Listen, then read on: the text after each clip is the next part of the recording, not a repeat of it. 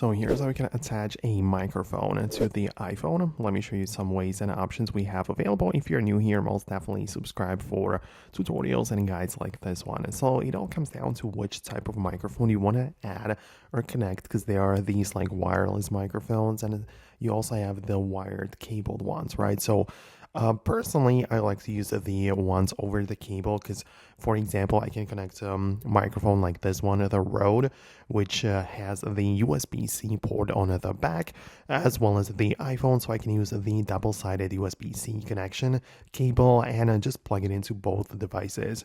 You can see that there isn't any kind of like pairing process that I have to go through. It only it like uses the battery of the iPhone, of course, to light up the little lights here to indicate some features. Depends on the mic, of course, but you know that it is connected, and then you can basically start using it. The way that it works, or the way that it would be the best to test it out, is in my case when I open up the voice memos and I make it full screen.